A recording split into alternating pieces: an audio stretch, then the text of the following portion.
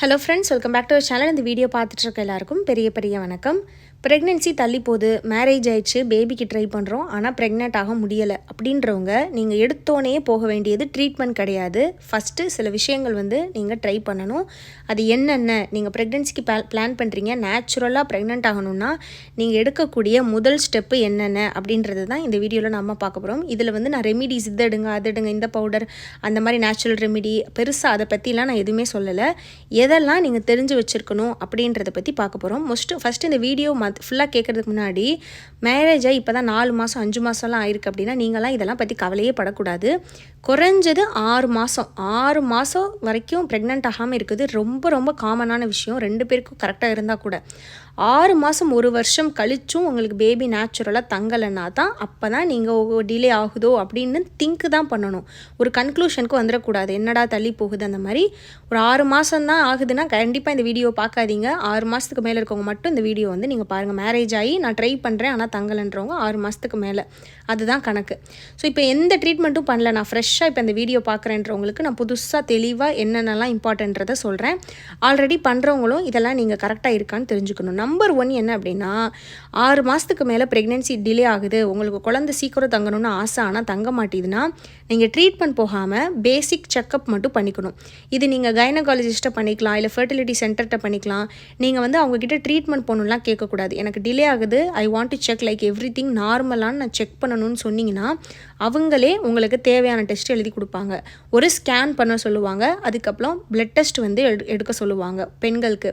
ஆண்களுக்கு sperm test, அதுக்கப்புறம் அவங்களுக்கும் பார்த்திங்கன்னா அந்த கொலஸ்ட்ரால் அந்த மாதிரி இருந்துச்சுன்னா எடுக்க சொல்லுவாங்க. பட் அது தேவை கிடையாது. இப்போவே ஃபஸ்ட்டு அந்த ஸ்பெர்ம் டெஸ்ட் மட்டும்தான் மெயினாக எடுக்கணும். ஆண்களுக்கு மொத்தம் 3 டெஸ்ட் நான் சொல்லியிருக்கேன். பெண்களுக்கு ஸ்கேன் எடுக்கணும், அதுக்கப்புறம் பெண்களுக்கு பிளட் டெஸ்ட் எடுக்கணும், ஆண்களுக்கு ஸ்பெர்ம் டெஸ்ட் எடுக்கணும். இந்த 3 டெஸ்ட்டு கண்டிப்பாக எடுக்கணும். ஸ்கேன் பண்ணிங்கன்னா உங்களோட யூட்ரஸ் எப்படி இருக்குது, ஓவரி கரெக்ட் சைஸ் இருக்கா, யூட்ரஸோட ஷேப் கரெக்டாக இருக்கா, எக்கெல்லாம் எப்படி இருக்குது, பிசிஓடி இருக்கா இல்லை நார்மலாக இருக்கா அப்படின்றத நீங்கள் தெரிஞ்சுக்கலாம். பிளட் டெஸ்ட் எடுக்கிறது மூலமாக உங்களுக்கு ஹார்மோன்ஸ் கரெக்டாக இருக்கா, உங்களுக்கு தைராய்டு பிரச்சனை, ப்ரோலாக்டின் பிரச்சனை, இந்த மாதிரி ஏதாவது ஒரு ஹார்மோன் ஒரு வேளை இருக்குமோ அப்படின்னாலும் அந்த பிளட் டெஸ்ட்டில் தெரிஞ்சுப்பாங்க. அது போக உங்களுக்கு மற்ற எஃப்ஹெச்எஸ் எல்ஹெச்எஸ்னு சில பேசிக் ஹார்மோன்ஸ் இருக்குது. அதெல்லாமே அந்த பிளட் டெஸ்ட்லேயே உங்களுக்கு கவர் ஆகிடும். ஸோ தேர்ட் டெஸ்ட் என்ன சொன்னேன், ஹஸ்பண்ட்க்கு ஸ்பெர்ம் டெஸ்ட் எடுக்கணும். இந்த ஸ்பெர்ம் டெஸ்ட்டில் என்னெல்லாம் தெரிஞ்சுக்கலாம்னா, கவுண்ட் கரெக்டாக இருக்கா, ஸ்பீடு கரெக்டாக இருக்கா, ஹெல்தி ஸ்பெர்ம் இருக்கா. சிலருக்கு கவுண்ட் ஸ்பீடு கரெக்டாக இருக்கும் ஆனால் ஹெல்தான ஸ்பெர்ம் ரொம்ப லோவான அளவு இருக்கும். அந்த மாதிரி ஏதாவது இருக்கா அப்படின்றதெல்லாம் பார்த்துட்டு தேவைப்பட்டால் நீங்கள் மாத்திரை வாங்கிக்கலாம். அப்படி இல்லைனா இந்த டெஸ்ட் ரிப்போர்ட்டை மட்டும் நீங்கள் எடுத்துகிட்டு நீங்களே நெட்டில் பார்த்தீங்கன்னா கம்பேர் பண்ணி பார்த்துக்கலாம்.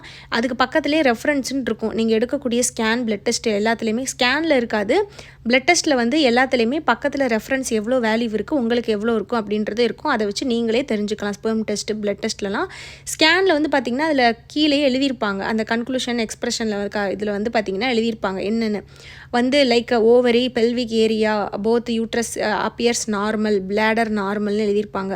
அப்படின்னா நார்மல்னு அர்த்தம். பாலிசிஸ்டி ஓவேரி, ஸ்மால் ஃபாலிக்குல், டைனி ஃபாலிக்குல் அந்த மாதிரி மென்ஷன் பண்ணியிருக்காங்கன்னா உங்களுக்கு பிசிஓடி இருக்குதுன்னு அர்த்தம். ஸோ இதுதான் பார்த்திங்கன்னா நீங்கள் எடுக்கக்கூடிய பேசிக் டெஸ்ட்டு. இப்போ பேசிக் டெஸ்ட் எடுத்துட்டீங்க, எல்லாம் நார்மலாக இருக்குது. அப்போ அடுத்து என்ன பண்ணணும் அப்படின்னா, நீங்கள் உங்கள் உணவுகள் நீங்கள் கரெக்டாக எடுக்கிறீங்களா, நல்ல ஊட்டச்சத்து இருக்க உணவு எடுக்கிறீங்களா, காலையில் 2 தோசை, மத்தியானம் ரைஸ் சாம்பார், நைட்டு 2 தோசை சப்பாத்தி, இந்த மாதிரி எடுக்கிறீங்களா, நல்லா காய்கறிகள், பழங்கள், அதுக்கப்புறம் பார்த்திங்கன்னா முட்டை, வெஜ்ஜு, நான்வெஜ்ஜு, சிக்கன் சூப்பு, அதே மாதிரி இந்த மாதிரி பச்சை காய்கறிகள், இந்த மாதிரி ஊட்டச்சத்து இருக்க உணவுகள் நம்ம எடுக்கிறோமா, நம்ம ஃபுட்டு என்ன மாதிரி ஃபாலோ பண்ணுறோன்றதை நீங்கள் அடுத்து திங்க் பண்ண ஆரம்பிக்கணும். ஸோ அப்போ அந்த உணவு முறையை நீங்கள் மாற்றணும். ஸோ நம்பர் 3 என்ன அப்படின்னு பார்த்தீங்கன்னா, நல்ல தூக்கம், ஸ்ட்ரெஸ் ஃப்ரீயாக இருக்கணும். இது ரொம்பவே ப்ரெக்னென்சியை டேரெக்டாகவே அஃபெக்ட் பண்ணும். ஹாஸ்பிட்டல் போய் என்ன தான் ட்ரீட்மெண்ட் டேப்லெட்லாம் எடுத்தாலும் நல்ல தூக்கம், நல்ல மனநிலை இல்லைன்னா நம்ம ஹார்மோன்ஸ் பயங்கரமாக அடியாகும். பேபி இம்ப்ளான்டேஷனில், ப்ரெக்னென்சி க்ரோத் எல்லாத்துலேயுமே பிரச்சனை வரும். இது ரொம்ப பெரிய இஷ்யூ. நானே ரீசெண்டாக இதை பற்றி நிறைய தெரிஞ்சுக்கும் போது தான் எனக்கே இவ்வளோ ஷாக்கிங்காக இருந்துச்சு. ஸ்லீப்பும் ஸ்ட்ரெஸ்ஸும் பார்த்திங்கன்னா ஃபர்டிலிட்டியை டேரெக்டாகவே அஃபெக்ட் பண்ணும். ஸோ கண்டிப்பாக நல்ல தூக்கம் வேணும். ஒரு 7-8 மணி நேரம் தூக்கணும். அட்லீஸ்ட் 7 மணி நேரமாவது நல்ல டீப் ஸ்லீப் இருக்கணும். அதே மாதிரி ஸ்ட்ரெஸ் இருக்கக்கூடாது. நீங்கள் ஜாபுக்கு போகிறீங்க போகலைன்றதெல்லாம் தவிர்த்து ஸ்ட்ரெஸ்ஸாக இருந்தீங்க அப்படின்னா கண்டிப்பாக ப்ரெக்னென்சி டிலே ஆகிறதுக்கு அது ஒரு ரீசனாக இருக்கலாம். ஏன்னா ஹார்மோன்ஸ் பயங்கரமாக அடியாகும். அதுக்கப்புறம் பார்த்தீங்கன்னா வேறு என்ன பண்ணணும், நல்லா செக்கப் பண்ணிக்கணும், நல்ல உணவு முறை ஃபாலோ பண்ணணும், ஸ்ட்ரெஸ் ஃப்ரீயாக இருக்கணும், நல்ல தூக்கம். இது தவிர்த்து வேறு என்ன பண்ணணும்னா, நீங்கள் கரெக்டான பாடி வெயிட்டில் தான் இருக்கீங்களான்னு பார்க்கணும். சில பெண்களுக்கு வந்து என்ன ஆகும்னா, ஸ்கேனில் நார்மலாக இருக்கும், பிசிஓடிலாம் இருக்காது, பிளட் டெஸ்ட் நார்மலாக இருக்கும், ஆனால் அவங்க வெயிட் 80 kg இருப்பாங்க, ப்ரெக்னென்சி டிலே ஆகும். அந்த மாதிரி இருக்கக்கூடியவங்களுக்கு டாக்டர் என்ன சொல்லுவாங்கன்னா, ஒரு 10 kg குறைங்கணும். கரெக்டாக அந்த 10 kg குறைக்கிறதுக்குள்ளேயே அவங்க ப்ரெக்னென்ட் ஆயிடுவாங்க. ஒரு 5 கிலோ குறைச்சதுலேயே ப்ரெக்னென்ட் ஆயிடுவாங்க. இது வந்து நானே நிறைய பேரை பார்த்துருக்கேன். ஏன்னா ப்ரெக்னென்சிக்கு வந்து பார்த்திங்கன்னா இந்த பாடி வெயிட் ஒபேஸாக இருக்கிறது ஒரு டிலே ஆகும்.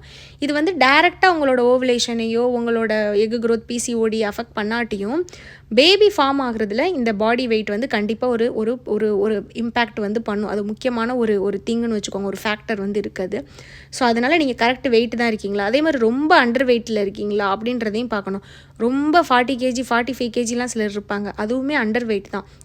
அந்த மாதிரி இருக்கக்கூடியவங்க நல்ல ஊட்டச்சத்து இருக்கக்கூட முட்டை, சிக்கனு, பால் இதெல்லாம் நீங்கள் எடுத்துக்கணும். டாக்டர்கிட்ட நீங்கள் இப்போ இந்த செக்கப் போகிறீங்களே, நீங்கள் வந்து அந்த பேசிக் டெஸ்ட் எடுக்கிறதுக்கு ஒரு டாக்டர்கிட்ட போயிருப்பீங்களா, அவங்ககிட்டே நீங்கள் சத்து மாத்திரை கேட்டிங்கன்னா அவங்களே உங்களுக்கு வந்து folic, vitamin tablet, omega 3 fish tablet இது எல்லாமே உங்களுக்கு வந்து கொடுப்பாங்க, அதையும் நீங்கள் எடுத்துக்கலாம். ஸோ வெயிட் அதிகமாக இருக்கவங்க வெயிட் கம்மி பண்ண ட்ரை பண்ணணும். ஏன்னா நீங்கள் கம்மி பண்ணும்போது உங்களுக்கு நேச்சுரலாக ப்ரெக்னென்ட் ஆகிறதுக்கான வாய்ப்பு உங்களுக்கு நிறைய அதிகம்.